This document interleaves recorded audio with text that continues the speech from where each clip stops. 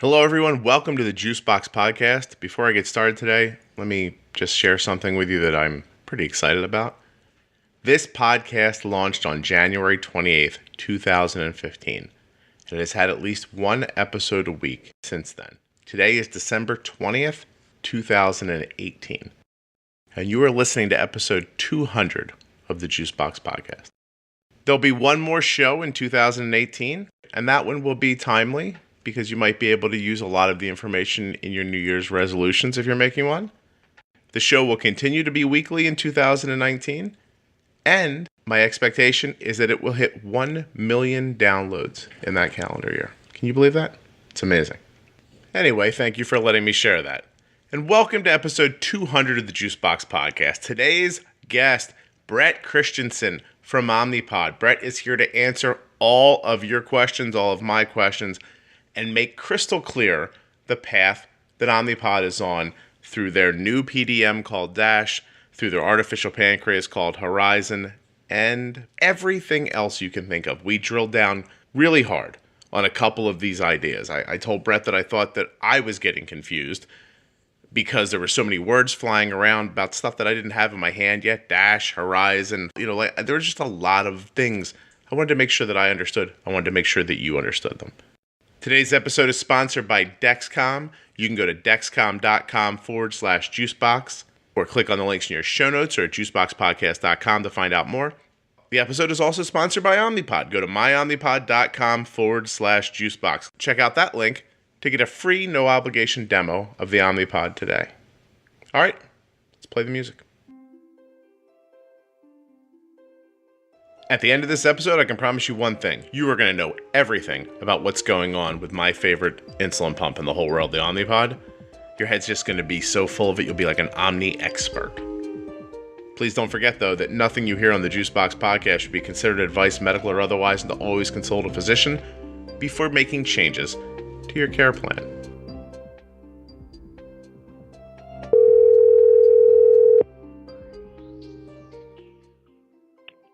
Hello, this is Bret. Bret, hey, Scott Benner. Scott, how are you? Good, thanks. How are you? I'm just checking to make sure I'm doing everything I'm supposed to be doing over here. You sound good. That's okay. Excellent. Good start. That's good. Well, I was going to make a joke about that Chasey's voice got deeper, but would have felt forced. Plus, I was able to squeeze it in like this because I'm recording already. So high bar. Chasey's been doing a great job for years, but I think I know it. I think you're going to be fine. I'm just turning. No, please. I'm turning off all my gadgets here that cause problems for me. And also, you're going to get to be part of something that the people on the podcast love, which is we're going to get to talk about Arden's insulin for her lunch live while we're recording, which is a big fan favorite. Chasey Petrovic has been coming on from Omnipod for years. She was the COO of the company, but I don't know what she did. Maybe she offed a guy or something, but she's the CEO now. That's right. And you have taken her spot as the COO. And so we're going to get to talk to you about what's going on at Omnipod because Chasey's now too fancy for us. I get it. I know what's going on. Okay. That sounds good. I can reinforce that. Plus, Bret, after this year and a half, you're going to think, I got to upgrade myself so they don't make me go on that podcast anymore. No, are you kidding me? This will be a good time. This is one of the more fun things I get to do. Excellent. I'm really glad. So go ahead and introduce yourself just so everybody knows who you are. I'm Bret Christensen. I'm the Chief Commercial Officer at Insulet. And at Insulet, of course, we are the makers of the Omnipod insulin management system. So as Chief Commercial Officer, I lead a large team that's really focused on improving the lives of people that live with diabetes through the use of Omnipod. Okay. All right. Well, then you're the right person to talk to. So yes. As I always do when I schedule something with you or with Dexcom, I reach out into the community first and I let everybody ask any question they want. It's always really interesting because some people ask focused questions about themselves and some people ask sort of broader based questions. And I'm always very interested in that because I think that the more focused questions, I think they bring to light things that we want to say to you that you don't necessarily have an answer to.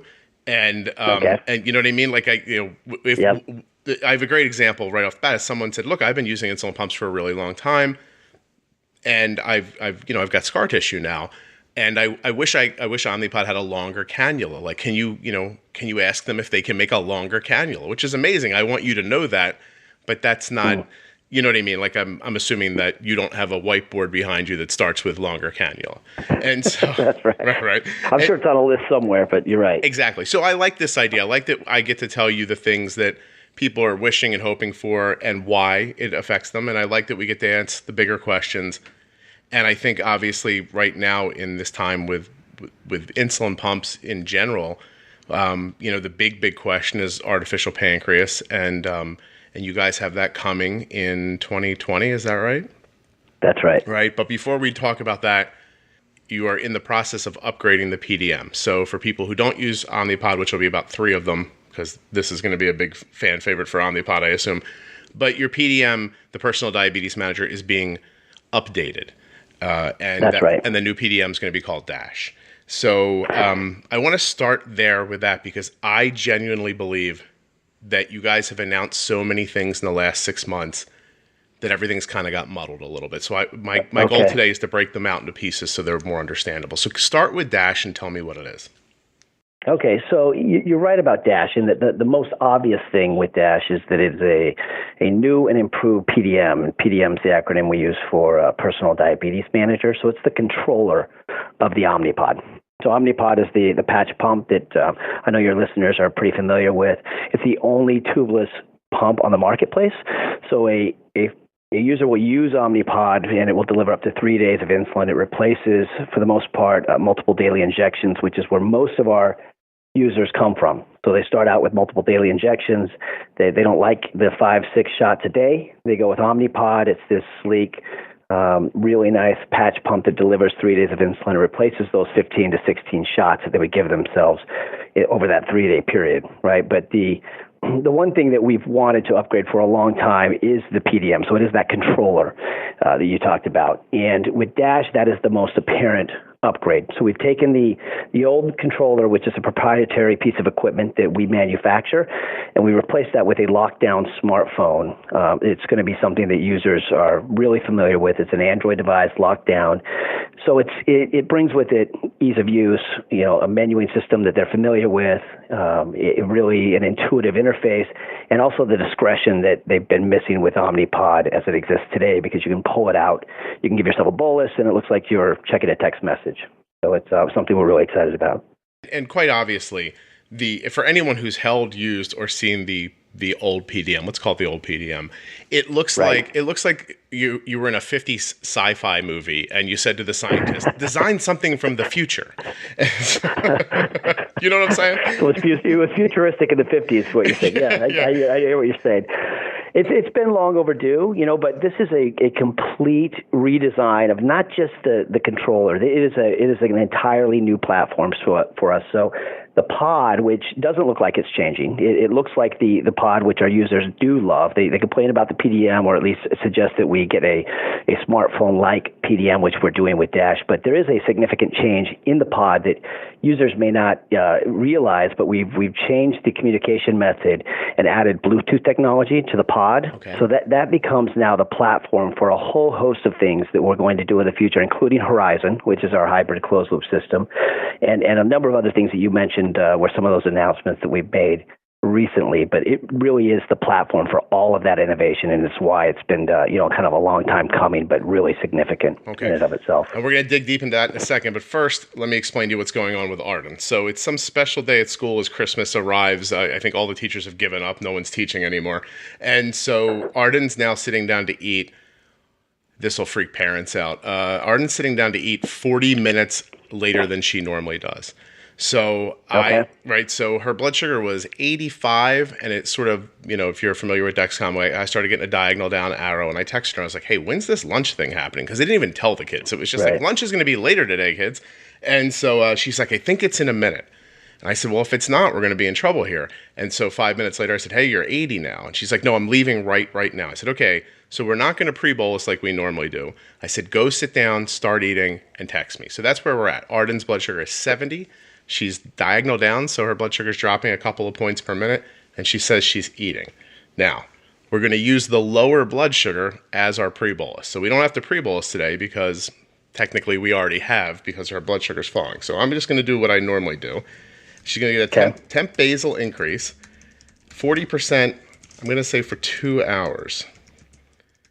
Now, why is that, Brett? It's because she's got a peanut butter and jelly sandwich. She has some little like Oreo flats that you spread the cream on yourself, which they're disgusting, but she seems to like.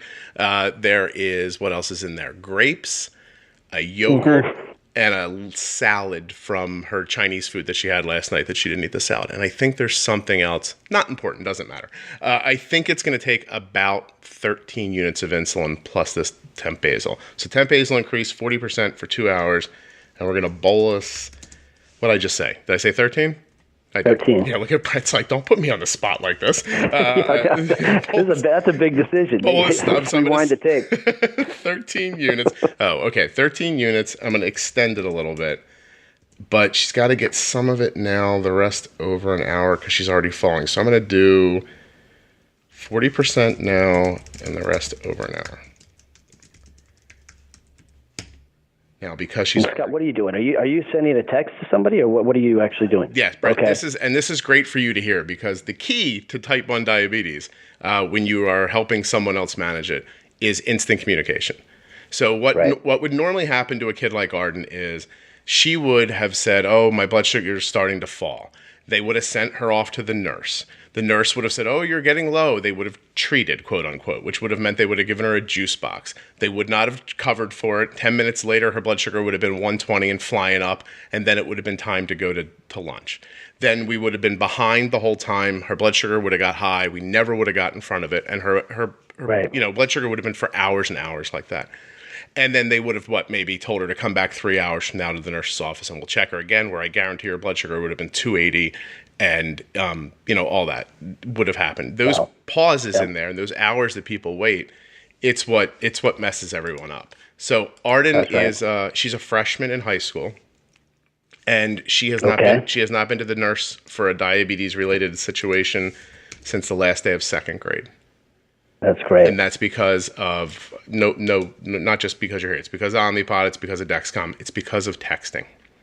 And I know that might sound crazy to people, but the texting is just as important as the diabetes. I think of texting as the third most important diabetes technology we have. So I believe it. Yeah, it really especially for a parent. Yeah. Yeah. Well, absolutely. It's to break that down further, it's the instantaneous conversation is what's important. Oh, and she sees it. Right. She says, "Okay, and I'll keep you apprised as how it's going as we go." And she's actually 63 diagonal down now, but she's been eating for a while now. I'm trying to see how long. I'm not very good with my texting machine here. About 10 minutes she's already been eating. Okay. So anyway, to finish that thought, people can, always say, well, a pump's just about not injecting, which even as you talked about it, you said people come from MDI because they're tired of injecting. But the real brilliance of Omnipod is being able to manipulate your basal rates, to dial them back, to dial them up, to put in a little bit of, listen to what I just did. I put in 40% of a 13-unit bolus now, and then I told it to stretch the other 60% out over 60 minutes.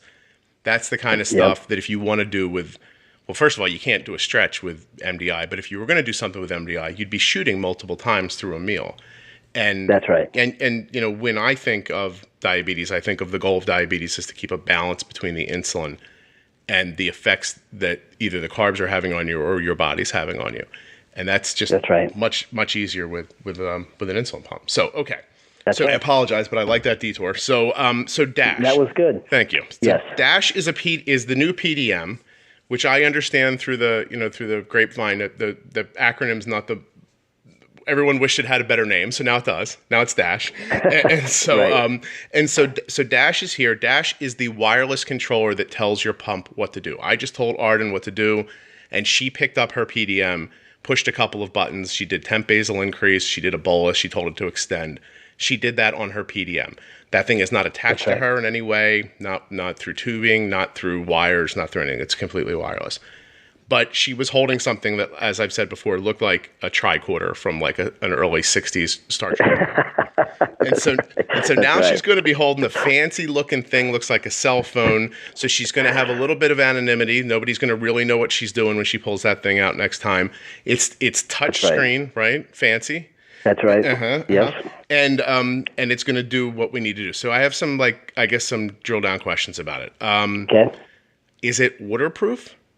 So, well, the PDM isn't waterproof, right? It's a lockdown Android phone, so it's as waterproof as a smartphone would be. Not waterproof, but the pod, which when we talk about Omnipod being waterproof, we're talking about the pod, right? Because you don't want to disconnect. For your point earlier, that you want to stay connected to this continuous insulin delivery. Okay. You don't want to disconnect when you get in the shower, when you swim, and those types of things. So yes, still waterproof. Okay, so the pod itself is waterproof. The new Dash is only as water resistant as the phone is, and we'll have to find out what that is. So if I want it to be actually waterproof, I'm going to have to get like a waterproof case like I would for my cell phone. Yeah, that's right. Gotcha. Okay. The amount of distance that I can control the pod from, is it remain the same? It remains the same. Okay. No change there. Is there, have you used it yet? Have you used the old PDM and the new PDM, like had it in your hand? I have. Have you noticed? So have you ever noticed with the old PDM that, for me, the screen side, if I point the screen side at the pod, I seem to get like a better signal than I do if it's the back side. I also have the rubber case on. Have you ever noticed that? No, I have not. Okay. I was just wondering if there was a better side. But I will say, I mean, it's whenever you're communicating with something wirelessly, there are some nuances that way. So the signals will actually change with Dash. So Dash will be a BLE signal, so low energy Bluetooth. And there might be some things like that, right? Where you've got, if you're wearing it on a certain part of the body, there might be some communication things, but for the most part, the range and all that, nothing has changed. Okay. It's just a different technology that allows us to really do more with innovation going forward. Okay, so the functionality of the Dash is no really different than the PDM, but that's the sort of the technical functionality. There's a lot of other functionality that has changed, and so I'll start with alarm notifications. Now, I know the FDA tells you what you need to do and what you don't do. I can tell you that there are some of them that some people are really bothered by. Like some people don't want to be told 2 hours after they put a pod on, hey, do you remember that you just switched your insulin pump? Are you getting insulin? I like it personally. A lot of people don't like it. But I understand some of these things are going to be user definable. Some of them are. Can you break them down a little bit for me? Yeah, so, I mean, two types of notifications for any insulin pump, and Dash certainly falls into the same classification, but there are critical notifications and critical alarms that the FDA says you have to have those. Not only do you have to have those, they have to be at a certain sound level so that people can hear them. And then there's a lot of these non-critical alarms, reminders, kind of what you talked about, that probably are more of the annoyance for any user that might want more flexibility there. So with Dash, the critical alarms will have to come through, and we don't have much to do with that. But the non-critical notifications, we have added some flexibility. So you'll be able to silence some of them, and some of them you'll be able to get on your app, your display app. And I think, we should talk about apps at some point today. But with Dash, you'll get one of the apps, you'll get its display, which just means you can see on your current phone exactly what your controller is doing. So if you do have this new Dash controller and it's in a bag, you could take your iPhone and basically turn it into a controller. It won't control at this point your pod, but you'll see everything on your iPhone that you see currently on your Dash controller. So you'll be able to see some of those alarms coming in and see them coming and be able to, to take action prior to them coming. So it just adds a lot more flexibility and a lot more control for those alarms and notifications in Dash. So I'll only really be reaching for Dash when I need to make a decision about insulin. Otherwise I'll be able to see what's going on through my phone, which everybody at this point, I think of myself as someone who does not use my phone very often, but I still turned on my screen time thing the other day, and I used my phone more than I thought I did. So, I've been up for 4 or 5 hours today, and I've been on my phone an hour and a half so far, and so now when that phone's crossing your face, I'm going to be able to, now will I have to dig into my, let me be clear about that. That's the View app, is that right? users? That's the display app. So the display app is what you will see on your own phone. So if you are the user, so if Arden's got an iPhone, she will have a display app on her iPhone, and won't have to take her Dash controller out of the bag or wherever it's located, unless, to your point, she wants to control her insulin in some way. Okay, and am I right to say that she doesn't even have to, for some things, open that app because you'll have widgets too? Yeah, no, the widget, you're right. So the widget is, on an iPhone, if you swipe to the right, you'll see, summaries of different applications you might have running on your phone. For Dash, if you swipe to the right, what you will see, and we're excited about this, is a widget that you'll see your Dexcom CGM. Okay. And you right next to that, you will see a widget from your display app. So you'll be able to see on one screen real quickly what your Dexcom is doing and what your Omnipod is doing. So it's a form of CGM integration that really kind of allows you to see those two things quickly. And I'm sorry, and that's on my phone if I'm the user, or that's on the Dash? That's right. That's on the phone. No, that's on the phone. And so what I think we're really seeing, Bret, is that we are taking steps towards a future, right? Like and it must be incredibly difficult on your end. Like, I know there's a place you guys want to get to, but you have to get there through the FDA and through channels, the way things work. And so you take these, and you have to start where you start. You can't start magically in a better place than you were in. You were in a place with a PDM that looked like it was made in a 1950s sci-fi movie. And so now you're moving forward from there very nicely, by the way. And so So users are going to have the ability to look at their phone and see a lot of their information about that. I'm assuming like insulin on board, time of last bolus, like all that kind of stuff, right? That's right. Okay. Yep, all those things. And now as a parent or as a caregiver, there's another app, and that's the View. That's called the View app. That's correct. All right. And will I be able to see the same things that they can see on the display app? Yeah, so the View app, so for you, and I would imagine your text messages will change just a little bit, Scott. So, right now you've got a follow app probably with Dexcom where you're looking at Arden's BG levels throughout the day. Yep. What you would also have with View now is you'll be able to see exactly what's going on with her Omnipod and with her Dash. So anything that would show up on her Dash screen, on her PDM, you'll be able to see on your phone with the View app. So you'll be able to get those same notifications, alarms, everything that she sees throughout the day, you'll see as well. Okay. And now I can't make adjustments to her PDM remotely. I can just That's right. You just got your text messaging to rely on. That's it. And I want to make sure, I'm going to bring it up here, of one of the users or one of the people online who made suggestions. I thought one of them was just amazing. And I realize this is just me putting this in your head through the person who told me. But she said she understands why you couldn't just let somebody remotely give you insulin without you knowing. That would be crazy, right? But but wouldn't it be cool if I could open up my app as a caregiver and say what I just said to Arden: temp basal increase 40% for 2 hours, 13, blah blah blah blah, and send it as a suggestion to the user. And then instead of the user having to actually do what it says, be able to just agree to it.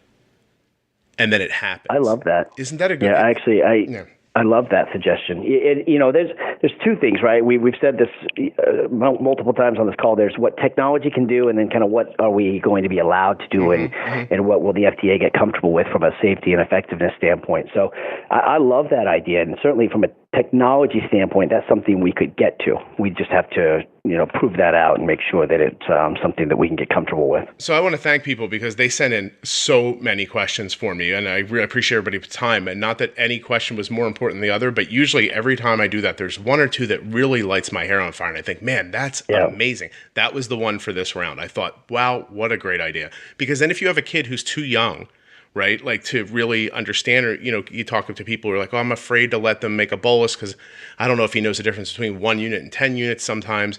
This takes all of that away for them. And if it's somebody who doesn't maybe even understand how to do, like what I just did with my daughter for her lunch, she couldn't figure that out yet. She's not up to that yet. And so it's so, anyway, whoever sent that in, thank you so much. That was a great one. I appreciate that. I love it. I'll take it back to the team. We're the leader in pediatrics. So the one area that we absolutely are the market leader in is in children, and up to the age of teenagers. And so we've got a lot of feedback on these widgets, this View app. There's a lot of excitement in the marketplace for this, and certainly someplace we need to get to. I think that from a technical standpoint, we could get something like that done. The first step, though, is getting phone control, right? So that you can, at least the user can control Omnipod from their own phone, and that is something we're working towards with Horizon. Good tease, Brett. I'll tell you what, I'll put the Dexcom ad right here, and then I'll come back and we'll keep talking. I've been editing the podcast all morning, and about 15 minutes ago, I noticed Arden's blood sugar was starting to drift down. It was at 85, then it was 80, then it was 77. I kind of expected it because she's at school today and they're doing some holiday parties, and we were bolusing for foods that, she had never eaten before. How did I see this? Well, Arden's wearing the G6 continuous glucose monitor made by Dexcom. Anyway, I noticed the arrow, which indicates the direction that Arden's blood sugar is moving, turning down, and that 85 went to 70, so I sent Arden a text. I asked her when she was having lunch, and it wasn't for another 45 minutes, so I simply replied, okay, then we're going to need a juice here. And now Arden's blood sugar is 87 and stable. The feature on the Dexcom G6 that allowed this is called Follow, right? There's a Share and a Follow app. Arden has a Share app on her phone.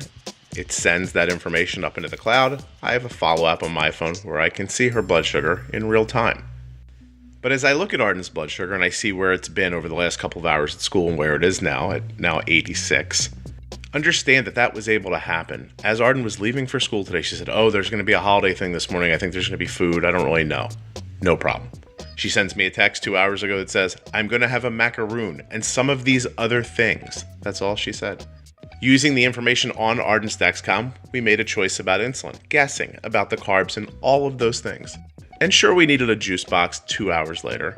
But there's Arden in school eating with everyone else. Blood sugar between 70 and 110 all morning, all because of the information coming from the Dexcom. Go to dexcom.com/juicebox or go to the links in your show notes or juiceboxpodcast.com to get started with the G6 today. I want to tell you that I completely understand, Brett, that there's no meter in the new Dash. But I will tell you that when I initially heard it, and I heard it years ago, before the rest of you had to live with this information, I had to live with it, because I was speaking at something for Omnipod a couple years ago in Florida, and I heard that then, before anybody else knew. And so I was crushed at first. I thought, oh my God, no, because all the things you've heard, I'm going to have to carry something else with me, and blah, blah, blah, blah. And then I remembered two very important things. The PDM is huge, and you're going to give me something that's much smaller. And I don't mean to malign anything, but the meter in the PDM is old. So new meters must work much better than old meters. And that's got to be one of the initial thoughts you had, was you tied your PDM to technology that as it aged, you couldn't update it without it going through the FDA process again. So we've all been using this meter Arden's had a PDM for 10 years, right? So I've been using the same meter for 10 years. While meters get better, I'm using this one. But now that's not going to be the situation anymore. And I was lucky enough to get one of the meters that you guys are going to offer to people moving forward. And I have to tell you, it's way better. So that's good. Yeah, and it's also very tiny. So when you put a new Dash together with this new Contour Next meter, as far as bulk, I still think you've cut your bulk of what you're carrying down in half, and I bet you the weight of what you're carrying down significantly as well. It is two separate things, but they're very tiny. So can you tell me a little bit of how you chose the meter that you went with? Yeah, so I'll back up a little bit and say that, my first feeling was much like yours, Scott, with it, and we heard a lot about the same thing you communicated, that, hey, you've got to have an integrated meter into the controller. But, the other thing we heard was, hey, I want it to be basically a lockdown smartphone. And so you can't really have both, right? So we kind of had to make a bit of a leap in our planning and look into the future and say, look, what users are really going to value is that discretion, that smartphone-like device, and the meter should be separate. And there's a lot of advantages to doing that, because we don't really tie ourselves to a technology because you can quickly adjust, right? So DASH, when it launches, it will be compatible with the Contour Next meter from Essentia, something that we're excited about. They've been tremendous partners of ours. We think it's a fantastic meter. But the user really can use any meter they want to with DASH. It's just that that's what's integrated right now with DASH. So we wanted to leave ourselves some flexibility to continue to innovate because we got to move quickly with technology. And so to have this controller, again, that you said looks like a tricorder, I think, it's tough to change those things. We want to get onto this mobile platform and move very quickly with innovation. And so that was a key part of the decision with DASH. Yeah, you need to stay fluid. You can't be chained to one thing that can't be That's changed. Right. So for everybody listening, I have been using, or Arden has been using this meter for months now, and I find the accuracy to be amazing. It really matches up well with the G6 that she's wearing. I don't see a ton of discrepancy between what the G6 thinks and what the meter thinks. And so we're very happy with it. She doesn't, Arden has not been bothered beyond the normal stuff. Like when you log onto Facebook and it's different than it was yesterday. You're like, why'd they change it? That kind of thing. She was at first, I'm like, hey, use this meter now. And she's like, what? And I was like, just do it. And then she was like, all right. And she did it and it's been fine. So, it's got a little light for overnight. It doesn't take, somebody told me one of the great things about the Freestyle, of course, is that the small blood drop, but the Contour is not asking for any more or less blood than we've seen in the past. So anyway, I think it's terrific. But more importantly, I think it's terrific that you guys have an eye on how to stay sleek and be moving forward constantly because, I don't want to say that you're a little behind right now, but you're a little behind right now. And so, but once you jump in the rest of the way, now you're on equal footing again. You got nothing holding you back and you can keep moving. I think that's going to be the story of type 1 diabetes over the next decade is going to be how quickly we get from where we are to where we're going.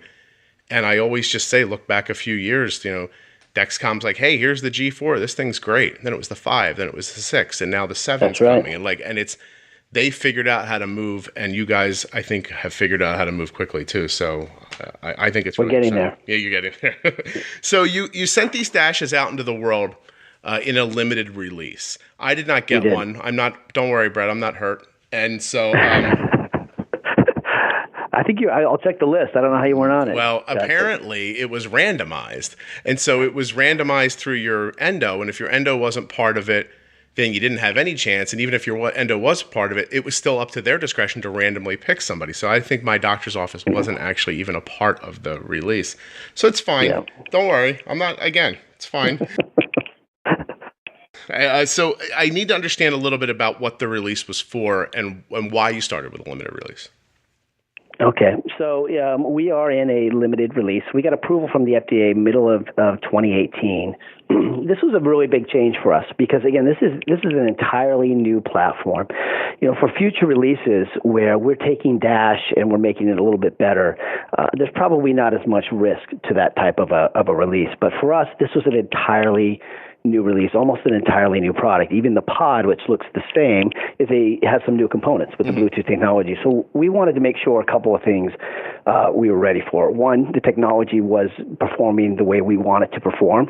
So that's something that we've been getting feedback from all the users that are in the limited market release. We want to make sure that there aren't any bugs, not any issues, so that when we go big with this, because again, we've got 150,000 users worldwide already using Omnipod, and you don't want to get out there with tens of thousands of patients and discover that you've got an issue. So we've been cautious with this, even though the temptation is to move quickly and get this to the market. But we're getting close to that now. We've got fantastic feedback from the users that have used it. They rave about the simplicity, the convenience, the ease of use, all the things that we knew they would love. But the other things we're trying to make sure that we're ready for, inventory levels. Of course, we've seen competitors and partners alike in the market launch a product and not really be ready for the inventory rush. So we're building up inventory today. And then, but probably another big thing, Scott, that's unique about DASH is that we're really kind of reinventing the payer marketplace in reimbursement. And that takes some time too. So, typically when a company comes up with just a newer version of an insulin pump, you've already got market access contracts established with reimbursement companies. we're doing something really different with DASH, and we think it's going to be fantastic for patients because, as you know, there's this thing in the insulin pump world called a warranty period, where if you get an insulin pump, you've got to stick with that insulin pump for 4 years, and you can't change. And that's because of that huge upfront cost that payers pay for. They make you stick with that insulin pump for 4 years. It's a lot like I started my career in telecom. And I remember getting a phone, and I loved that phone, but I was stuck with that phone for 2 years. And I also couldn't, change from AT&T. I had to stay there. That's how the insulin pump world works today. We're going to change that because we're taking away the upfront costs. There will be no upfront costs with DASH, and therefore there will be no warranty period. So we're going to put the onus on us. If we're not providing a good product, a pump that you want to use every day, then you stop using it. That's right. So, but we got to establish those contracts, and so that's the other big piece of the limited market release is establishing those reimbursement levels with payers. Okay, so you guys are doing your diligence on, does this thing work the way we expect it to? Are we able to support it from stock and from customer service? And you're trying to get the insurance side together at the same time. And I think maybe the thing, and you just said a lot of amazing stuff in there. The one thing that maybe got glossed over that I want to make sure that I understand is it's free, right? Like the DASH doesn't cost. So pie in the sky, right? I'm a DASH user. I'm walking around and I whip my DASH out to do something and it slips. You ever have this happen? You pull your phone out and there it keeps going, and you're just like, I don't have a grip on my phone. It's flying across the room, and so that happens. And I throw my DASH out into the street and it's hit by 17 cars. I call you on the phone and I say, I just threw my DASH into the street. Trust me, it wasn't on purpose. Got hit by 17 cars. You're not going to charge me $500 for another one? We're not going to charge you $500 for that, but there might be a fee for that. We're keep kind of working honest, out those Bret. details now. Yeah. That's right. Right. And we'll look. We don't want to make money off of the hardware. We really don't, because I think it's a barrier to access. What we want to do is get patients using Omnipod, and so anytime you charge a patient anything for the use of that PDM, just for an upfront fee, and they've got deductibles. We know how high deductibles are these days. It's why all these insulin pump companies, CGM companies, they all have a drop in utilization at the beginning of every year. It's not because patients don't need insulin in January. It's because their deductibles reset. So they go off the pump. They don't choose a new pump and all those things. So we want to remove that. There might be a fee for the scenario that you just described if you break it, but it's free up front and there's no warranty period. Call it a bonehead tax or something like that. And there you go. I like it. But it's interesting what you say, because back in the infancy of the internet, I remember this person having a web board where you could go talk about their movies, right? And it cost 99 cents to register for the board. Now, did this person do that to make money? They didn't. They did it because it weeded out the nudniks, right? Like if you had to go through a little bit of trouble to do it, it kept you honest a little bit. You wanted to be there. Right. And I think that's what you're talking about. It's like we can't foster a society where people are like, I left my DASH at school again and it got stolen. Hey, Omnipod, this is the 16th time I'm calling you this year. Send me a free one. It's not that, but right, because you're going to be somebody out there. And by the way, if you are that person, make an adjustment in your life. Just try a little harder. But so you don't have to say that, Bret. I'm saying it. And so, but yeah. So I love that. It's amazing that you're doing that, and it's honest too, because let's be honest. It doesn't cost that much for that DASH. And so for you to put an arbitrary number on it that keeps you in business or whatever, that's how people feel on the other side. What do you mean? What do you mean? I used to break the screen on your iPhone and you'd go into an Apple store and be like, I dropped my phone. And they'd be like, oh, that sucks. I'm sorry. And 10 minutes later, someone would come out and you hand your phone back. So what do I owe you? And they'd say nothing. And now it's $200. So what happened? Do you know what I mean? Does it cost $200 for me to get and so I like that you're doing that. I very much do. I'm not just buttering your ass here, Bret. I really like that. So, I appreciate it. We've talked about DASH a lot and the apps a lot, but really the most important thing to all of us out here, us just grubby, needy people, when am I getting it? I can't do better in this ad today to tell you about Omnipod than the episode itself is going to tell you. So let's just focus on one aspect. It's that Omnipod offers a free, no-obligation demo of the product. What that means is you go to myomnipod.com/juicebox, quite literally just put in your name, your address, your phone number, and they will send you out a pod. Now, it's not a functioning pod. It doesn't have, a cannula that pops out and goes into your skin and stuff like that. that would be crazy because it's a demo. But what it is everything else. It's the pod and the internals of it so that you can feel the weight of it and how the adhesive works. And you can place it somewhere on your body and actually wear it for days. And I think what you're going to notice while you're wearing it is that you forget that you're wearing it. And that is really one of the aspects of the Omnipod that gets overlooked sometimes, is that, we say it's tubeless, we say you don't have a controller hanging from you, which is all very true, but it's never pulling on you, right? It's not hanging on your belt. It's just somewhere.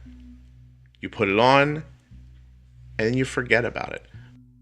This demo, this free, no obligation demo, is a fantastic way to find out if you would like the Omnipod. You're hearing us talk about it. It's exciting. There's a lot coming. Yeah. But you still got to make sure you like it. And a free, no obligation demo is the way to go. myomnipod.com/juicebox, or if you can click on the links in your show notes or at juiceboxpodcast.com, I'd appreciate that. You get started today with the demo. If you like it, you just keep going. And if you don't, no big deal.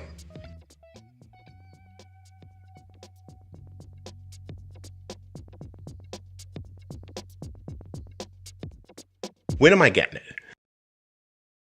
When are you getting it? Yeah. So we've said all along, and we're on track for this, that it's going to be a Q1 full market release. So, sometime after the new year, when we get comfortable with all three of those things that I mentioned to you, we have to check the box on. We'll launch a full market release. We'll tell the world we're ready, and DASH will be available where there are market access contracts established. So it's coming soon. It'll be here in Q1. So, Brett, I'm just going to start saying months, and you cough when I hit the right one. January, February, March. No, I hear you. I don't know which one. I hear you. So, listen, it's soon. But now, here's the rest of it. You launch it, and it launches. If some people are going to want to stay with their old PDM and their old pods, are they going to be able to do that? They will. Yeah, there's, for us, if you want to stay with your existing Omnipod, then by all means do. So. Okay. It's probably not for everybody. And, one thing that is true is some people just don't like change, right? When I get an update from Apple, almost every single time I'm frustrated with it. I remember when you used to, whatever it is, you swipe right or left now to delete an email. It used to be the opposit. I couldn't believe they changed that. And now I can't imagine going back. So, if you're happy with the current system you're on, then yeah, great. Stay on that. We're not going to promote change. We're not going to, ask people to upgrade. This is really as a result of what people have been asking us for, to deliver on simplicity, ease of use, that sleeker touchscreen PDM, and then some of those apps and functionality that a lot of users have been asking for. But if you're happy on the current product, we have no plans of discontinuing it. So. Okay. But if we all call tomorrow, and by the way, that's a good point. When do you want people to start telling you that they do want DASH? Like, should I call now and tell somebody, or should I wait till it's been released, or how does that work? Yeah, I mean, we'll, when we kind of announce that full market release is on, that's when, people should call and inquire about DASH. So we've had people call us now, and, we make notes of that, but really it's not going to increase when you get DASH. So it just, when full market release is out, you should call us and inquire about it. All right, listen, come back here. I'll tell you when it's available. And so, okay. All right, let's take a breath here, Brett. I got to pull myself together. Okay, so we understand everything, blah, blah, blah. When you say lockdown phones, I think that's something that in the industry is understood, but tell people who don't know why you're saying that. Yeah, okay, so it's just kind of as it sounds. It's a phone that cannot be used as a phone. So we lock it down, and the only thing that you can use it for is for DASH and for the control of your insulin pump. And that really is a safety feature. So again, with Horizon, we're going to try to change that. We're going to submit for Horizon that will have phone control. That Horizon is our hybrid closed-loop system that will interface with a Dexcom G6 and with phone control. It's really, though, for now, until we get the FDA comfortable with the cybersecurity risks associated with phone control, has to be on a lockdown device. So this is an Android phone, but you can't use it for surfing the internet, for texting, for anything you use your phone for, except for controlling your Omnipod. Basically, how my mom uses her phone. It's like for 3 games. That's pretty. Yeah. So, right. Mom, it does so much more. What? Never mind. Okay, so let's delve a little bit into security, and then we're going to jump to Horizon. Because you just said something that my mind wanders a little bit, so I'm going to make a note. right? Hold on, because I don't want to forget this. Okay. So security. You guys have gotten a couple of really cool designations from some outside, I don't know what to call them. Like they're companies that judge security about technology. Yep. And Omnipod's received a couple of accommodations that I think you're first in the insulin pump world. Is that right? That's right. So they're Brett was like, dude, I'm tired. It's lunchtime. That's right, man. Next question. No. No, they are very meaningful, and they're meaningful because of where we're going. So you said this. We know where we're going. We know we want to get to phone control. The hang up with that has always been cybersecurity. So when I started with Insulet, we get feedback from all of our users all the time, and I can't tell you how many times somebody told me, hey, you know what you got to do is just make an app and allow me to control my Omnipod from my app on my phone. Yeah, it's great. So thanks, it's Junior. Something we could do, right? Yes, thank you for that. We never thought about that, but to be honest, while it was on the list for years as something we'd love to do, there wasn't work in earnest being done to get there because nobody believed that it would ever be allowed in the industry. So that's changed dramatically, and I give the FDA a lot of credit for, at least expressing openness for kind of where we can go with this technology. But these certifications that you mentioned, this ISO 3000 and our DTS certification, we are the only insulin pumps to get those. And essentially, if we get too deep on these, I won't know what I'm talking about. But really, it's just a nod toward the security of Omnipod. And that's going to be critical for us as we move toward Horizon and phone control with the FDA, just to prove that we have a secure system that somebody can't hack and try to control somebody's insulin pump. So cybersecurity is going to be a key consideration, and these certifications help tremendously for where we want to go. So when I'm at home yelling, just shut up, Omnipod people, and make it work through my phone, this is the stuff you guys, this is the hard work that you have to do to make this actually happen. Okay. That's it. And you're doing it. The other thing we are. We also announced, Scott, I don't know if you were going to get there, but a partnership with Samsung, which is probably another one of those announcements that you said confuses the picture of where we're going.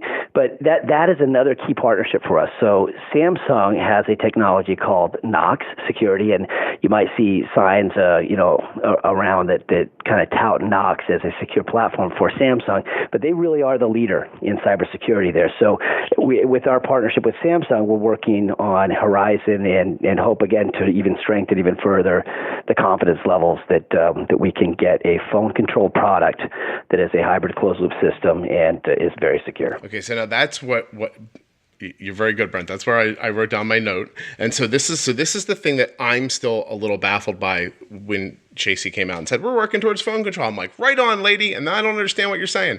And so let me break it down a little bit. So we fast forward into the future when I have a Horizon system, which is an artificial pancreas, which we're going to talk about in a minute. And I'm holding, is it my cell phone or is it the Dash that now works with Horizon, but also has a connection to the internet? Well, I think that's yet to be determined, but I think what we anticipate with Horizon is that we would issue a PDM, so a lockdown or a phone-like device like we do today with Dash. Right. And the way I like to think about Horizon is it really is almost Dash 2.0. So when you get Horizon, it will just have the functionality that says, do you want to pair with your Dexcom CGM? And if you say yes, now you're in loop. If you say no, you're just using Dash the way you use Dash today.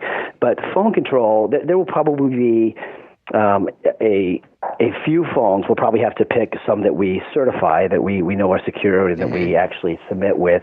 But there might be 2 or 3 different Samsung devices that you could go buy and use as your phone, surf the internet, text your friends, and at the same time control your Omnipod. That's the thinking. Okay, and so now I'm going to ask the question that everyone who doesn't have a Samsung or Android phone is thinking, and will this work on iPhone at some point? Well, the answer is always yes. It's just what at some point means.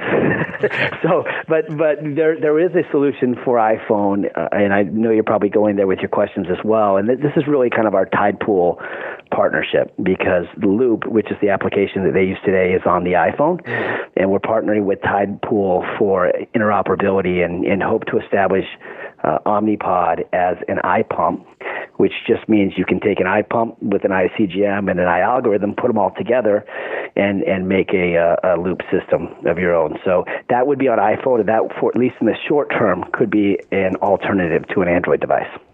Okay.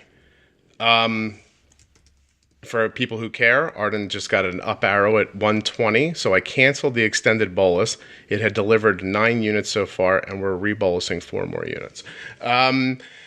Okay, so, all right. It's interesting because what you're saying is backwards from what I'm used to. I've been accustomed to Dexcom telling me for years, we're developing for iPhone because it's easier, because iPhones are all the same. It's all the same operating system. The problem with Android is it's a new phone all the time and blah, blah, blah. But what you're telling me is, Brett, what you're telling me is that it's easier for you on Android because of their security system.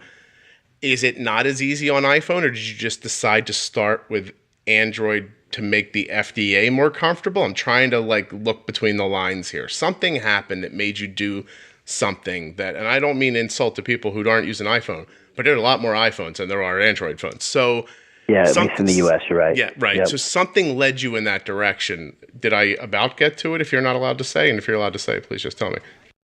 Well, I don't know if it was one thing, but I will say that, if you look at kind of the flexibility, the willingness to partner, all those types of things, Samsung probably tends to be a little bit more flexible with some of those things.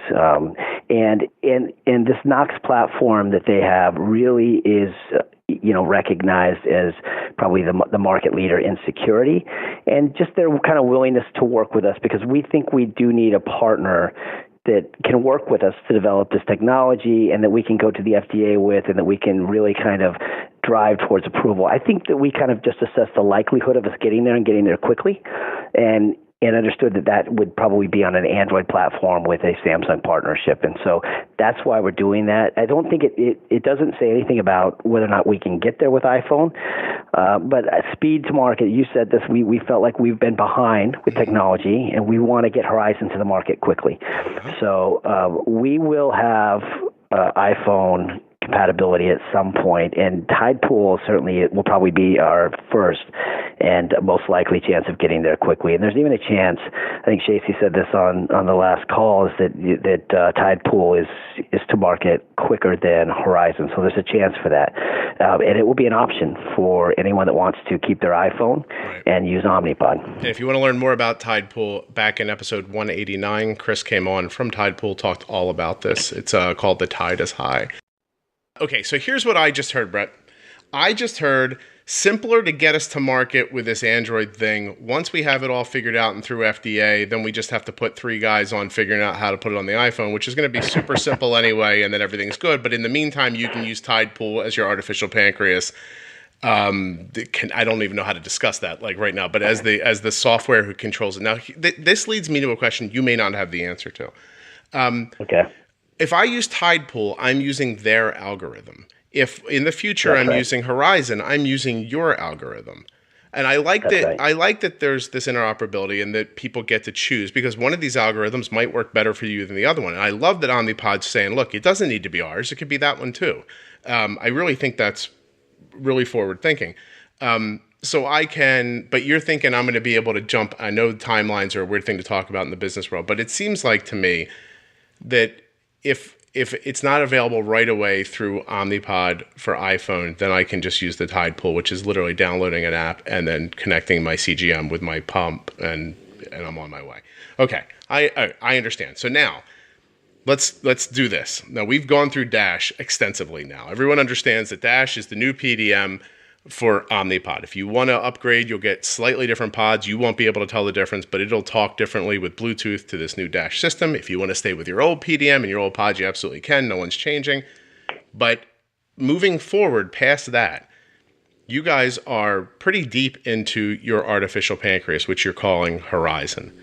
And so I guess the first just kind of overarching question is where is that in the process? What have you guys accomplished so far that you can tell me about, and what's left to do? Well, we've done a lot of work on the algorithm, which you just mentioned. So a lot of work around human factors. We've done 3 different IDE studies. So we're kind of looking at use cases and refining that algorithm. We've published a lot on how it's working so far, including in children, and we're really happy with the results of the algorithm. So that's kind of the first piece, is getting comfortable with the algorithm, how it works. We're doing a lot of human studies where, we've got essentially Horizon working from a tablet, and we'll have people in a hotel and have them on it for a period of time and just track how they do. So the next step, and we'll be putting it on the phone, and then going to pivotals. And so we'll start our pivotal trials second half of 2019. So we're getting close to that now. We're thinking about enrollment and all of that today, and with a release date probably the second half of 2020 for Horizon. So not soon enough, but we are getting close now, and it's getting exciting with kind of the development work and what we're seeing early on. Okay. So I guess you're going to skip me too on this. I can't get this early. I say, well, hold on now. But, oh, no, wait. Can I apply? Like, can anyone apply to be part of the testing? Yeah, we the best way to kind of look at that and register is clinicaltrials.gov. We'll start posting information on that site. You'll be able to see it. And I believe, this is probably a question for Trang Lai, our medical director, but I do believe that you'll be able to register, or at least get that information on that site. So anyone listening that's interested in applying, I would check that website for information as we get close. All right, excellent. See, all right, look at this. Now we're getting somewhere. Okay. Really? So do you understand? It's funny because you work in a bubble, right? So do you understand that on the outside that there are people who have been using Omnipod forever and still are like DASH, Horizon? I don't know what any of it is. Like, it's a lot of words right now because I'm not holding it and I'm not using it. It's really tough. I was telling someone a story the other day about, I was speaking to someone who's been like almost a lifelong Omnipod user. And in the course of the conversation, they said to me, like, I took the thing. And I was like, the what? She's like, the thing. And I'm like, she goes, the controller. I'm like, the PDM? And she goes, is that what they call it? And I thought to myself, can you imagine the marketing team at Omnipod if they heard that woman go, is that what they call it? They all would have just been like, I quit. There's no, whatever. It doesn't matter. And so, but in her life, it's this thing. And it does what she needs it to do. And she doesn't really care if you call it Dash or Horizon or Follow or View or Display or whatever whatever. And it's just interesting it's interesting to understand that. It's why I'm really happy you're coming on, because I know a lot about all of this. And there are times when I stop and think about it, and I'm like, wait, what did she mean by phone control? And so I love that you got on and explained it, because I did not understand phone control the way I do now, just after you discussing it. And so I do really want to understand a little more about, for people who really don't get it, the idea of an artificial pancreas. So to lay it out, you guys are working with Dexcom. So I'm wearing a Dexcom CGM. I'm holding my Dash 2.0, basically. It's got an algorithm on it, which just means a computer program on it that is going to, take what it learns from the Dexcom about my blood sugar, and it is going to make decisions about giving me insulin to keep my blood sugar in a certain range. Now, that's amazing. You're going to change people's lives with that. But when you say that out in public, do you know the only thing they want to know back? What's that? Is the target blood sugar user definable? Because that's what people care about the most. Because when you talk to me, you're talking to a guy whose daughter's A1C is 5.2. If you're telling me that the Horizon's going to keep my daughter's blood sugar nice and stable at 140, I kind of don't care. And so, right. And so, and again, for you living in a bubble, I know that might be crushing to hear, Bret, but there's a small segment of us who are, doing really well, who that wouldn't be better for. Now, the masses, more people are going to hear like 120, 140, 110 go, right on, man. Like give it to me. And I think it's amazing for those people. I think it's transformational for people living with diabetes. Don't get me wrong. But much like everything else in life, Bret, what are you going to do for me? I want to know about me. Right. And so is Horizon user definable, or is that the goal?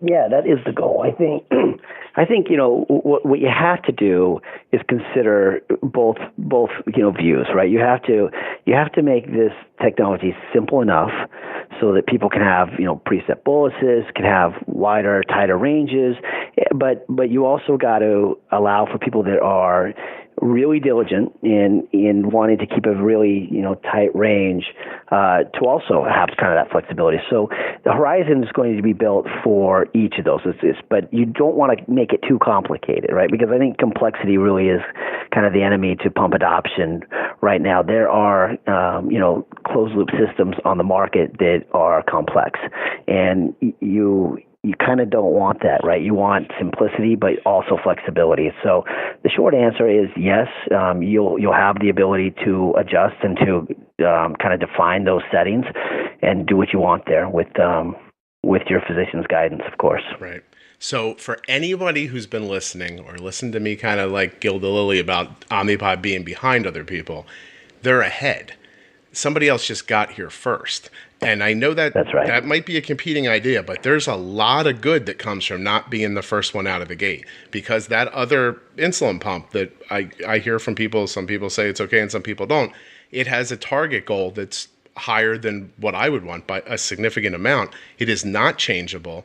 And that is probably one of the concessions that company had to make to get to market. And so you're going to come in behind them and have the benefit of seeing that as a mistake and being able to make a better decision for you. I like, and this will, again, it might sound like, like I'm kissing your butt a little bit, but the person I speak to at Omnipod about my podcast, I know that I've told this story in the past, but I don't have the traditional route through your PR department. I somehow pitched my idea a lot higher up the ladder than a lot of people get. So I have a little more, I have a little more contact than most people do. And years ago, she will tell you, I said, I like that you're not first. I like it a lot. Yep. It's going to be good. And if it's just for this reason, I'm thrilled, to be perfectly honest with you. Yeah, the caveat to all of that, of course, Scott, right, is that the technology we can make do anything. It's the what can we agree on with the FDA and get approved, but we do want to provide all of those flexibility that we discussed, and we're optimistic that we'll get there. Yeah, it's amazing. It really is, and everyone here. People listen to this podcast, we are all, if you're doing it the way I'm doing it, you're basically trying to act like an algorithm. That's what you're doing. You're trying to kind of guess the future a little bit. You're getting insulin moving, beforehand so that it can do what it needs to do, so that your balance is good between the timing of your insulin and the timing of your food.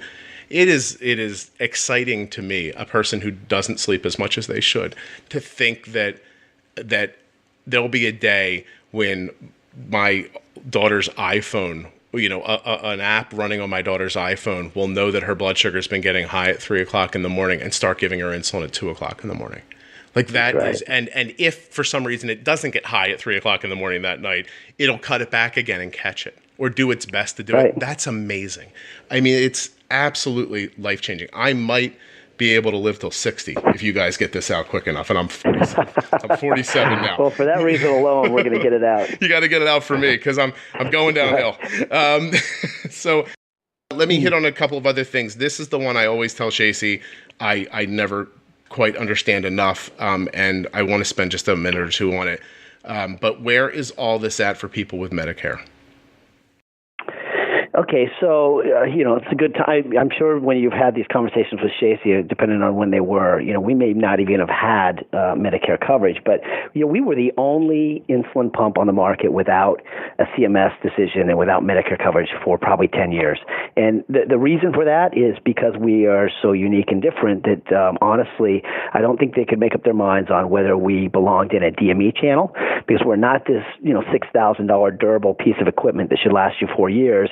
At the same time, we're not a drug that belongs to the pharmacy. We're somewhere in between, because we are a disposable 3-day wear pod. So they struggled with that. But we did get a decision in January of 2018, and it was a Part D decision. And what that means is Part D is a designation for the pharmacy channel. And that's exactly what we had hoped for and wanted, because it helps us facilitate what I told you already, which is we're going to remove that upfront cost. We're going to make this a pay-as-you-go model to remove that barrier for patients. And it will be a great fit for the pharmacy channel. So in many cases, DASH will be in the pharmacy, and you'll get it the same way you get your insulin. So it's been a fantastic ride for us. We've started to sign those Medicare contracts now. We've got many of those contracts in place. Really, most of them should start to come on in 2019, but so many of them adopted the contract and the agreement early. Mm-hmm. And so we'll have pretty good Medicare coverage starting in 2019.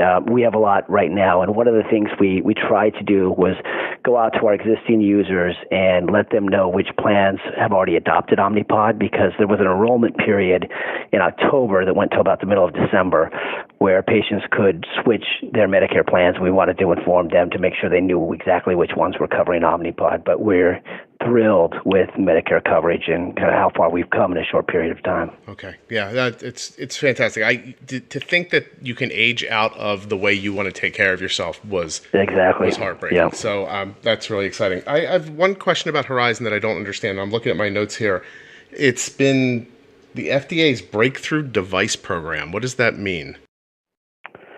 It's an accelerated pathway for the FDA. So, Horizon is because it's a loop system, it's a class 3 device, and breakthrough technology is something that they gave to some hybrid closed loop systems, which essentially just means an accelerated pathway to approval, and something that we're excited to work closely with them on. So we'll see how that goes, but it should provide us with a quicker pathway to market than might have existed years ago. Okay. All right. And Bret, now this will be, I'm assuming you've heard maybe Shacey on the program or Kevin from Dexcom or other people. This is going to be the least favorite part of it for you. So just, gird your loins and all.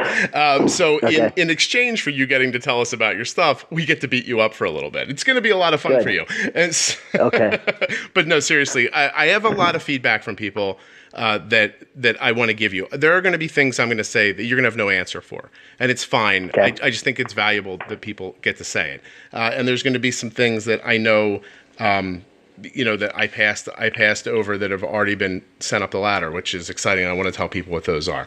But so let's start with the hardest first. I'll start you harder first.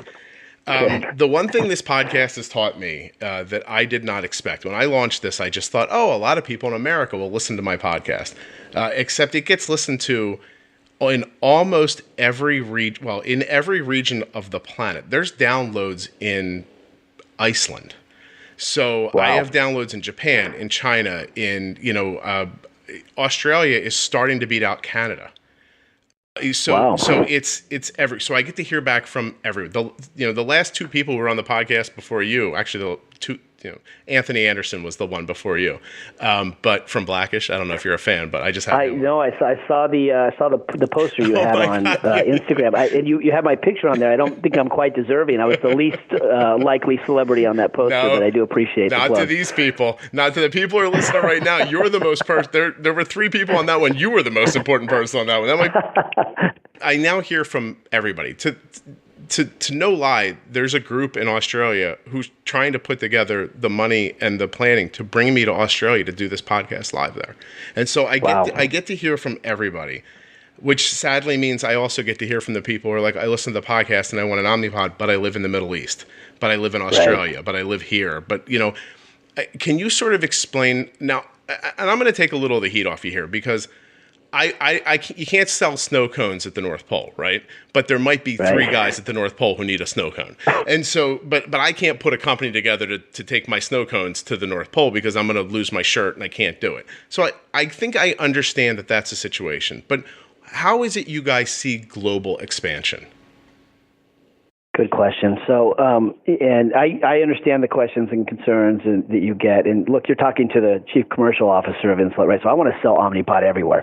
I want to sell pods in Iceland and everywhere. But I'll tell you kind of what's been going on and then what our process will be to kind of evaluate some of these markets. Because, look, we do want to expand globally. We do want to get into some of these markets. We do want to offer Omnipod to all these people that want it.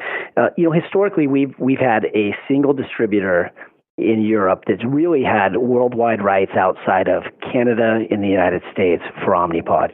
So that's the way it's existed from the beginning of time with Insulet, where we kind of offloaded all of that work to a single distributor.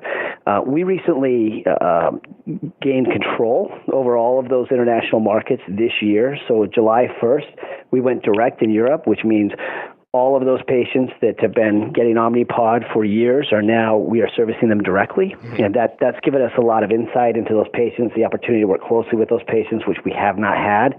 It also gives us the right and the ability to expand internationally. And so we've started looking at all of these markets, and there are many, and we're looking at expanding probably some of those in 2019, but certainly beyond 2019, we'll probably have an aggressive global expansion plan.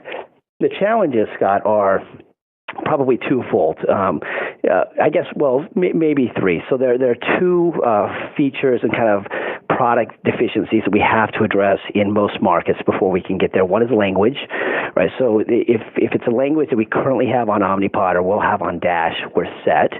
And then the other is unit of measure. So internationally, many countries measure insulin millimoles per liter, and that's something that we have to have. We have in Omnipod the current version, but for DASH, we got to make sure we get that program so that we can expand into these countries with DASH, with the right language, with the right unit of measure, and then it's just about the regulatory pathway and getting approval to sell the product in those countries. So we're evaluating all of those. We've got a stack rank of markets internally that is constantly evolving of where we'll go first with those criteria.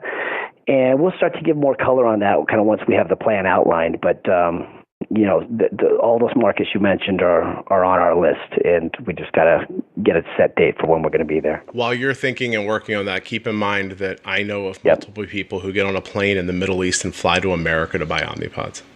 So, yeah, I know. Yeah, so it's on our list. Yeah, let's FedEx them to them instead. Right. Hey, this whole DASH thing, Canada getting any love here? Canadians are always sending me, we always get things second. Are they going to come online in Q1 too? They won't be Q1, and really just be for those same reasons. So, we'll get to Canada quickly, but we've got to have the languages, the unit of measure, and so we've got to make a few changes and then work with Health Canada to get approval, which we don't have yet for DASH, and as soon as we do, we'll get that to the market.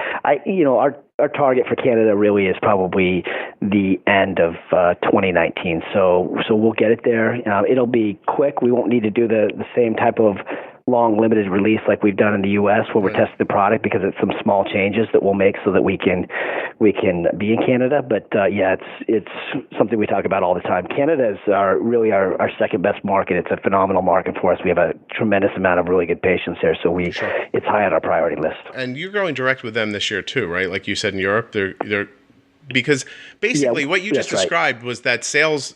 You had a sales impediment. You were, you had a distributor and you had an agreement with them. You're away from them now, so now you'll be able to direct sell. It's funny. It's like the integrated meter. You finally got that monkey off your back, and now you can kind of move forward a little bit. And that's right. It's the little things that people don't know to be excited about. But for overseas, that's right. There are contracts that have been in place around Omnipod for a lot longer than Bret's worked there, and they're kind of throwing some of those chains aside and moving forward. Yeah, that's right. But we're set now, so we don't have the excuse for very much longer because we are direct there. We do have control. We just got to get the product ready to go, and we're working aggressively to do that. I like the guns are pointed at you, Bret. Get working. That's right. So, hey, listen, if you want to knock Shacey out of that chair like she knocked that poor guy out, you're going to have to hustle. I'm assuming he just retired, but nevertheless. Concentrated insulins, U200, U500, a lot of questions about that. I always think of that as a type 2 issue, but it's also for type 1s who have a big insulin use. Just timelines for that, if you could.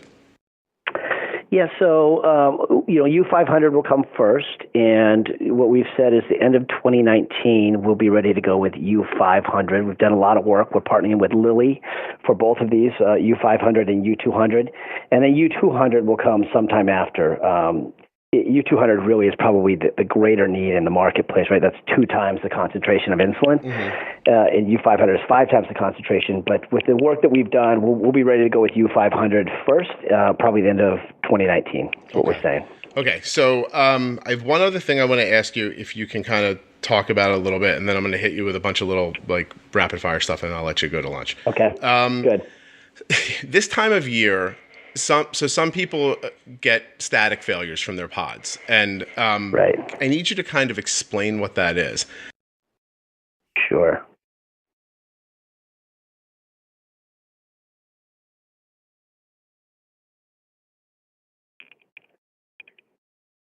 Okay.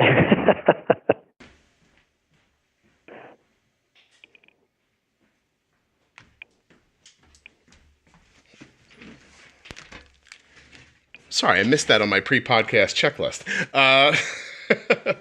So here's an interesting thing about static failures. Arden hasn't had one in years and years and years. No, hand to God, no lie. But I've seen them before. I think they happened because of the school building she was in, believe it or not. There must have been a drier situation. But so one of the great things I think about Omnipod is that it finds out when things are wrong and it says, hey, something's gone funky on my end. We got to stop giving you insulin now because we don't want to hurt you. But static is one of those things I don't get. So when it gets hot out and the hot air heat comes on, some people get the pump failing because of static. Can you explain to me what that means? We do see a spike in static discharge complaints, really kind of at the end of the year. So for us, it's associated with two things, the winter and the dry air.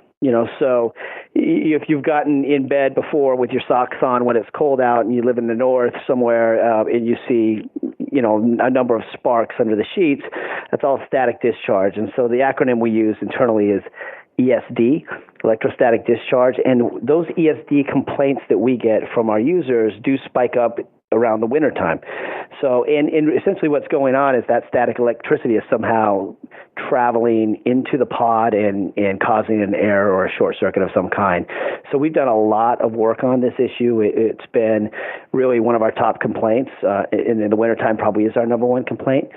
But we just sort of looked at the components, how that electricity could travel through the pod, and we've made a number of changes that we're already seeing results on. So I honestly can't wait, Scott, to get some of the call volumes and the complaint rates for that issue at this winter, because I think it's going to be dramatically lower than it has been.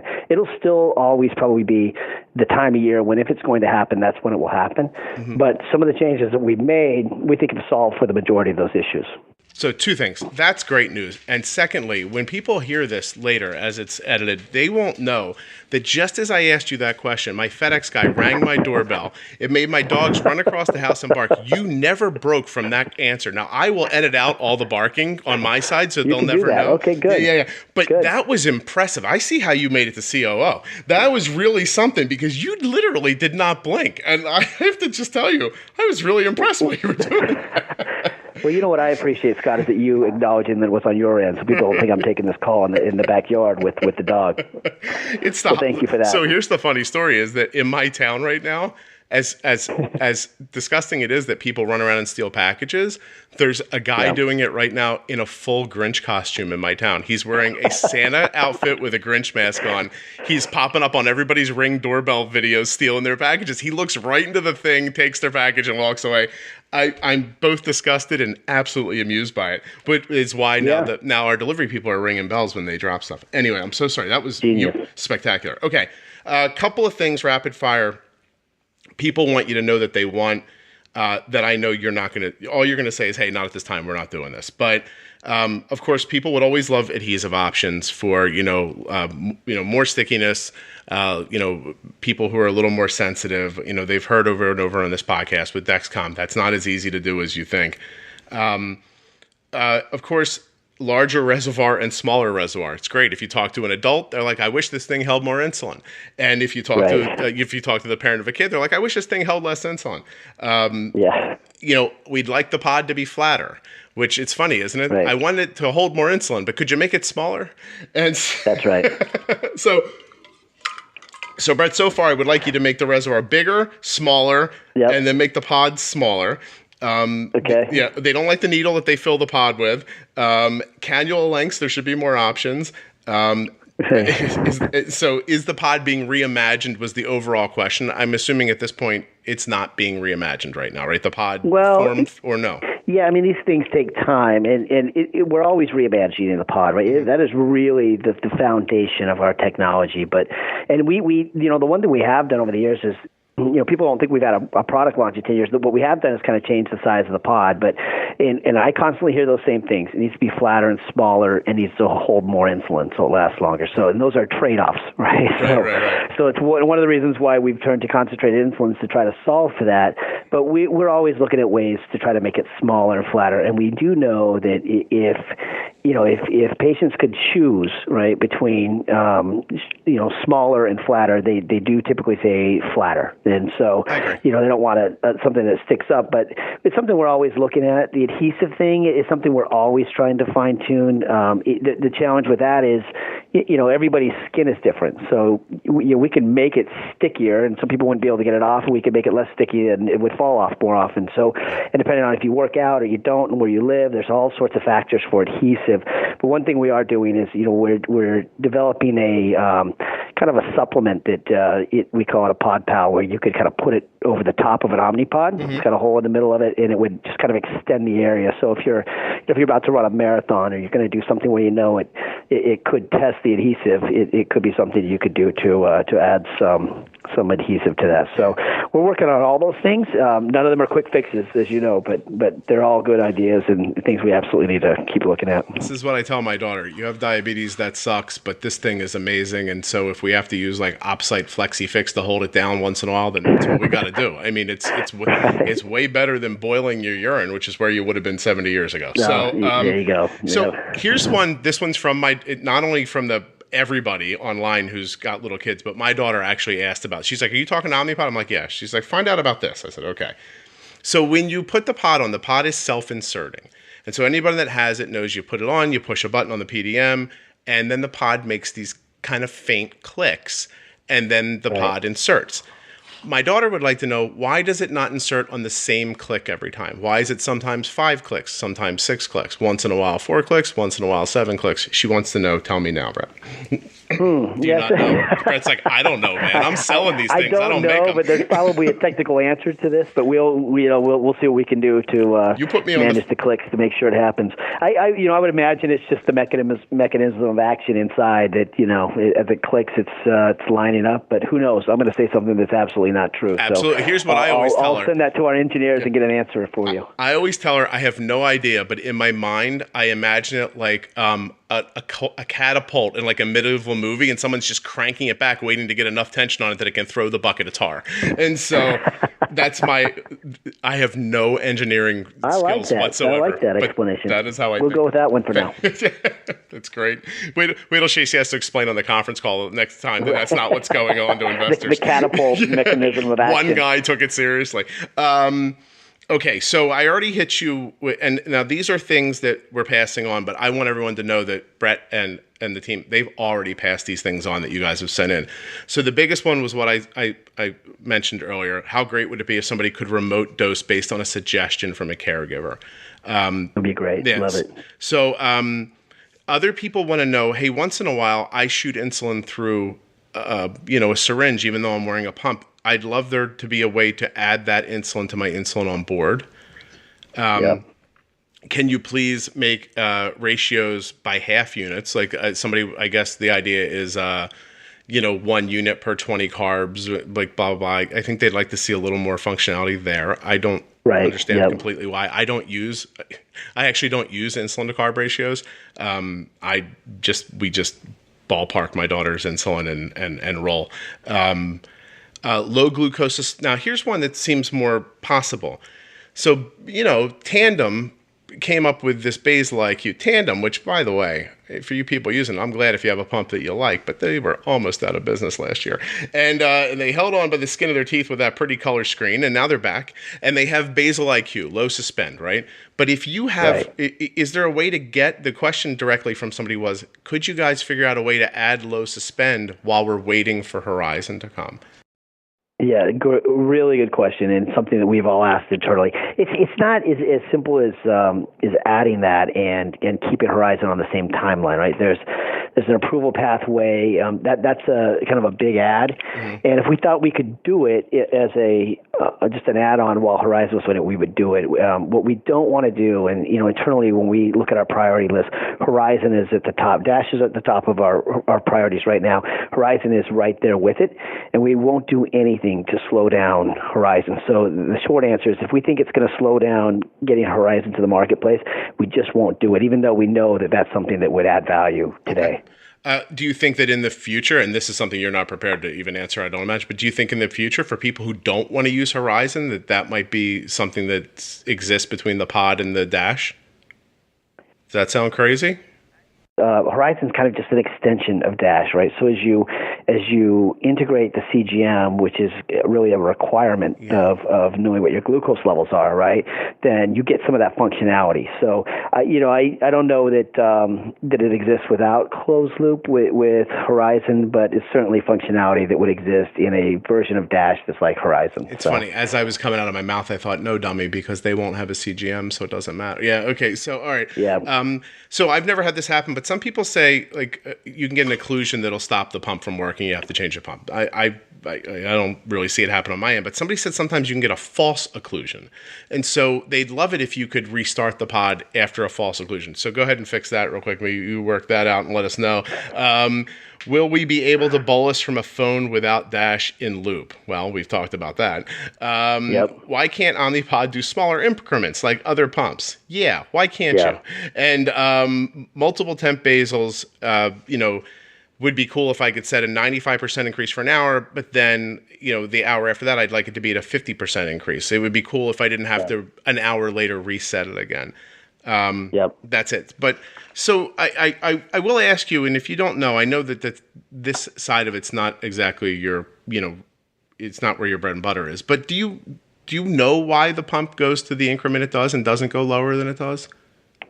As far as I've had it explained to me, Scott. Mm-hmm. So it just kind of is the way that that Omnipod works and the way that we kind of got certified for it. But what I will say is, with the zero basal rate that you get with Dash. So Dash now, a big change with Dash, you can go down to a zero basal rate.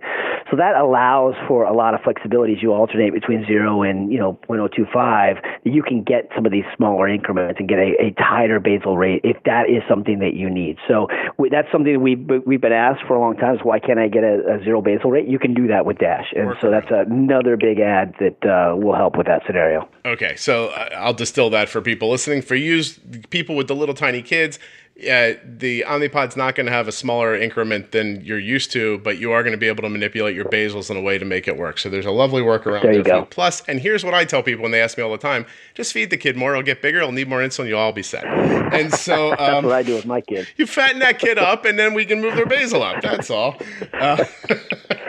That's some quality parenting right there for me. Bret, I think you've done it.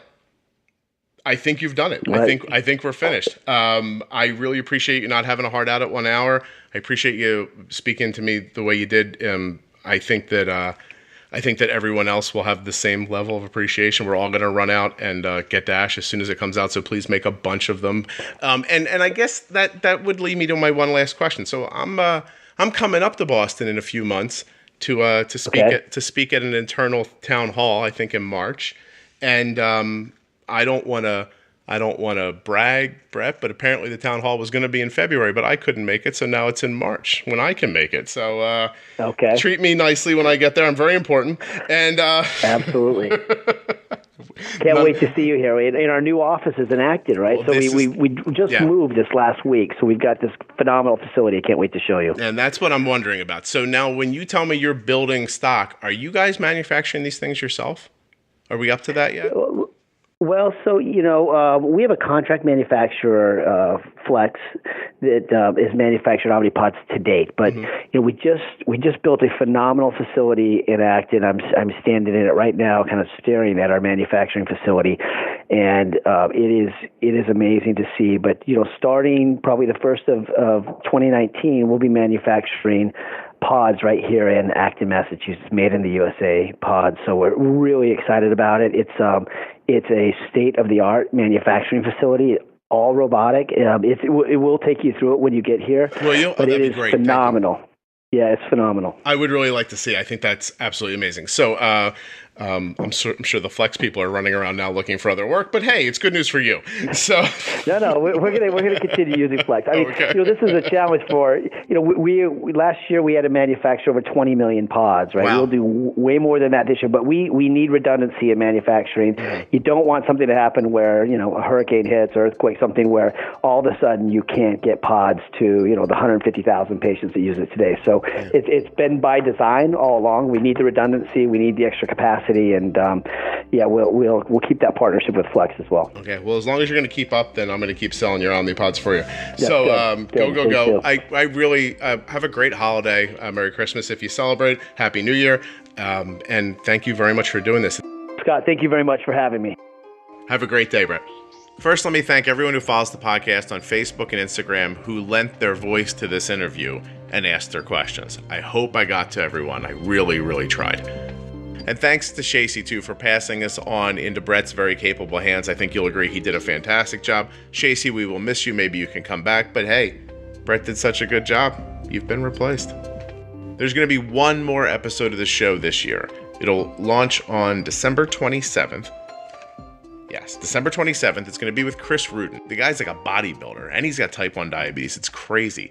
And he's going to be on this new TV show with Dwayne "The Rock" Johnson called Titan Games, I think it's called, or something like that. Anyway, he's going to tell you all about it on the 27th. The reason I put that episode there is, one, because Chris is going to be on this show that starts a couple days later, and he'd like you to know about it. But two, and this is the more important part, Chris and I are going to talk a lot about weight gain and weight loss and insulin. It is something that I hear from you guys about a lot that I don't understand very well, so I got Chris on to talk about it. So, just in time for your New Year's resolution, maybe you'll understand a little better what you're doing as you try to reach those goals. Thank you so much to Dexcom, to Omnipod for sponsoring the show. Thanks so much to Bret for coming on and being so open and honest. I hope everyone's as excited about DASH and Horizon and Tide Pool and integration with Dexcom CGM and artificial pancreas as I am. This is going to be an amazing, amazing time. We are so close, guys. I'll talk to you soon.